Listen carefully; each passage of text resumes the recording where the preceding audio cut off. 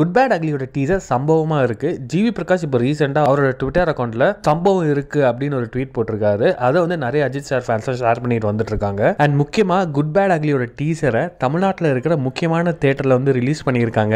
Good bad அக்லியோட டீசரை முக்கியமான தமிழ்நாட்டில் இருக்கிற தியேட்டர்ல வந்து ரிலீஸ் பண்ணியிருக்காங்க. குட் பேட் அக்லி படத்துல அஜித் சார் 3 கேரக்டர் ஷேட்ல வந்து நடிச்சிருக்காரு. படத்தோட டைட்டிலுக்கு ஏற்ற மாதிரி குட் பேட் அக்லி மூணுமே பார்த்தீங்கன்னா டிஃப்ரெண்ட் லுக்ல வரும் அப்படின்னு தான் வந்து சொல்லிட்டு இருக்காங்க. அண்ட் இந்த படத்தோட ஷூட்டிங் பார்த்தீங்கன்னா மணி ஈஸ்ட் வெப் சீரிஸோட லொகேஷன்ல இந்த படத்தோட ஷூட்டிங் பண்ணியிருக்காங்க.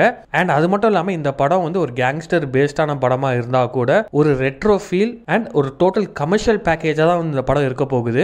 மிகப்பெரிய மாஸ் சம்பவம் தான் வந்து ஆர்ட்விக் பண்ணியிருக்காரு அப்படிதான் வந்து சொல்லிட்டு இருக்காங்க. டீசர்ல வர ஒவ்வொரு ஃப்ரேமும் பாத்தீங்கன்னா பயங்கரமான எலிவேஷன் தான் கொடுக்குது அஜித் சாரோட கேரக்டருக்கு.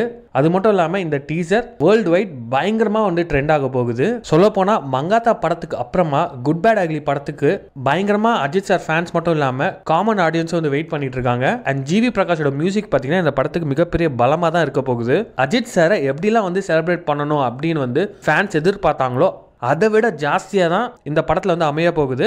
அதுக்கான சாம்பிள் தான் இந்த டீசர். ஸோ நீங்க இதை பத்தி நினைக்கிறீங்க அப்படின்னு கமெண்ட் பண்ணி இந்த வீடியோ பிடிச்சா லைக் பண்ணுங்க, ஷேர் பண்ணுங்க, மறக்காம வீட்டாக்கு சப்ஸ்கிரைப் பண்ணிட்டு அப்படி இந்த பெல் ஐக்கானையும் கிளிக் பண்ணுங்க.